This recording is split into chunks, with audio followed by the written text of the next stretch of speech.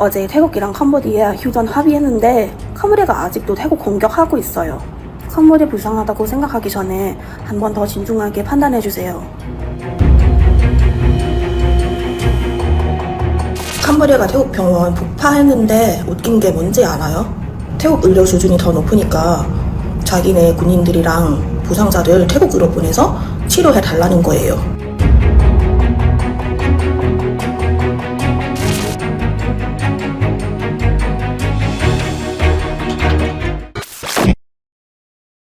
คุณนาริที่ใช้ชีวิตอยู่ประเทศเกาหลีเธอเป็นอีกหนึ่งคนครับที่ออกมาเผยแพร่ข้อมูลข่าวสารที่ทางกัมพูชาโจมตีประเทศไทยก่อนเป็นภาษาเกาหลีให้เพื่อนๆชาวเกาหลีของเธอครับได้รู้ข้อเท็จจริงเธออัดคลิปเล่าเหตุการณ์สู้รบที่เกิดขึ้นเป็นภาษาเกาหลีว่าทางเขมรเป็นฝ่ายยิงไทยก่อนยิงโรงพยาบาลปั๊มน้ำมันทำให้คนไทยเด็กคนแก่เสียชีวิตทำให้ทัวร์เขมรมาลงหรือถึงขั้นโทรมาด่าบางคนกล่าวหาว่าเธอขายตัวที่เกาหลีไม่มีงานทำแต่เธอก็ไม่ได้สนใจเพราะรายละเอียดการทำงานได้ลงไว้หมดอยู่แล้วว่าอยู่ที่ไหนทำงานอะไรและที่สำคัญไม่ได้สนใจประเทศกัมพูชาที่ชอบโกหกอยู่แล้ว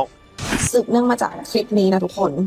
คือคลิปมันไปขึ้นฟีดที่ไทยได้ไงงงมากก่อนอื่นต้องบอกทุกคนที่มาคอมเมนต์ในคลิปนั้นก่อนนะคะที่ทำคลิปนั้นขึ้นมาเพราะว่าตอนนี้คนเขมรในเกาหลีอ่ะเขาไปตั้งม็อบเดินขบวนประท้วงอะไรก็ไม่รู้เกี่ยวกับสงครามแล้วก็ยังมีคนเกาหลีบางส่วนที่เข้าใจผิดโดยเฉพาะคนที่เขามีภรรยาเป็นคนเขมรก็เลยทำคลิปนั้นออกมาเพื่อที่จะบอกว่าถึงแม้ว่าประเทศไทยจะแบบใหญ่กว่าเจริญกว่าอะไรอย่างเงี้ยก็ไม่ได้หมายความว่าประเทศไทยจะต้องทำเขาก่อนแล้วความหมายที่บอกว่าถึงเขมรจะเล็กกว่าก็ไม่ได้หมายความว่าจะต้องน่าสงสารเสมอไปแม่บ้านเกาหลีที่เป็นคนเขมรออกมาอัดคลิปร้องไห้ออกมาแสดงเรียกความสงสารทุกวันแล้วก็มีคนเกาหลีหลายๆคนเขาเห็นใจโดยที่เขายังไม่ได้เสพข่าวว่าความเป็นจริงมันคืออะไรก็เลยอัดคลิปนั้นขึ้นมาค่ะส่วนตัวก็เป็นคนไทยนะคะแต่ยังมีคนที่แบบไปดูคลิปแล้วไม่อ่านซับที่เราใส่เอาไว้อะแล้วตีความหมายว่าเราว่าประเทศไทยในคลิปนี้ก็ขึ้นฟีดที่ไทยแล้วก็มีหลายๆคนเข้าใจว่านี่เป็นคนเกาหลีไม่ใช่นะคะเป็นคนไทยค่ะแค่เป็นคนไทยในเกาหลีที่พูดภาษาเกาหลีได้แล้วก็อยากจะสื่อให้คนเกาหลีรู้ว่าให้เสพข่าวอย่างมีสติแค่นั้นเลย 제가 태국 캄보디아 전쟁에 대한 사실은 한국 친구들에게 알리고 싶어서 영상 올렸는데요. 캄보디아가 먼저 태국 공격했고 병원이랑 편의점까지 폭파해서 아이들이랑 노인들이 많이 죽었다는 거 이거 진짜 사실이에요. 제 영상들 보고 하는 캄보디아 사람들이 메시지 보내고 악플 달고 심지어 전화까지 걸러오기도 했어요. 제가 한국에서 이상한 일은 한다, 몸은 판다 이런 말도 많이 했어요. 그런 말들은 저를 화나게 하려는 거 저도 잘 알아요. 근데요, 저 하나도 안 힘들어요. 제 SNS 보면 다 보이잖아요? 제가 여기서 어떻게 지내고 있는지, 무슨 일 하고 있는지 다 공개되어 있어요. 그리고 저보다 나은 것도 없는 사람들이 뱉는 욕 신경 안 써요. 캄보디아 사기군 나라 맞아요. 네. 캄보디아가 작다고 해서 무조건 불쌍한 나라도 아닌데 태국이 더 크다고 해서 항상 먼저 캄보디아 공격하는 것도 아니잖아. 편견 없이 뉴스 보면 왜 이 전쟁이 일어났는지 알 수 있을 거야.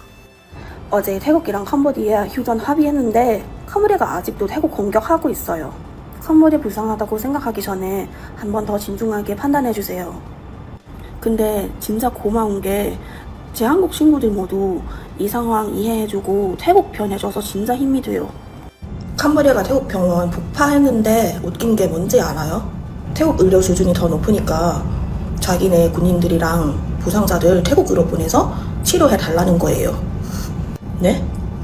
이게 말이 돼요? 우리 병원 공격해놓고 이제 와서 치료해 달라는 거예요?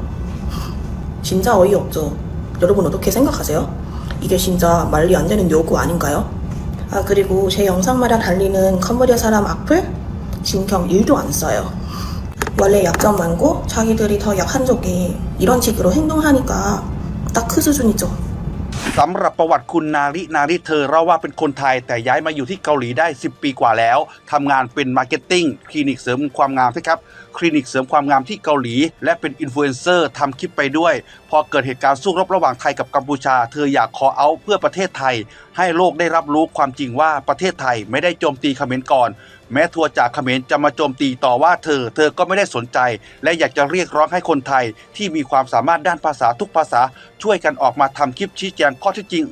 ออกมาเยอะๆให้โลกได้รับรู้และสุดท้ายเธอได้ฝากกำลังใจถึงทหารที่ช่วยปกป้องอธิปไตยไทยทุกๆนาย วัสดีค่ะทุกคนเผื่อใครยังไม่รู้จักนะคะ เป็นคนไทยที่ย้ายมาอยู่เกาหลีได้10 กว่าปีแล้ว อาศัยอยู่ที่เกาหลีทำงานอยู่ที่เกาหลีนะคะ แล้วก็ตอนนี้ก็คือทำอินฟูควบคู่ไปด้วยเนาะถึงแม้ว่าจะเป็นอินฟูที่ตัวเล็กมากๆไม่ได้มีผู้ติดตามหลายแสนแต่ก็อยากจะเป็นส่วนช่วยในการ call out ซึ่งตอนนี้ทัวร์เขมรลงช่ำเลยค่ะ ก็อยากจะฝากบอกคนไทยที่เป็นอินฟูในเกาหลีหลายๆคนหรือว่าเป็นคนที่มีผู้ติดตามอาจจะไม่ต้องเยอะหรือเยอะก็ได้แล้วแต่เลยออกมาช่วยกระทำคลิปยิ่งถ้าเกิดว่าใครได้ภาษานะช่วยกระทำคลิปอธิบายให้คนเกาหลีรู้ไปเลยว่าเราไม่ได้ทำเขาก่อน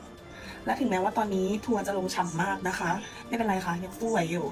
สุดท้ายนี้ขอเป็นกำลังใจให้ทหารแล้วก็ต้องขอบคุณทหารทุกคนด้วยนะคะ ที่เสียสละตัวเอง ขอให้ทุกคนได้กลับไปหาครอบครัวนะคะ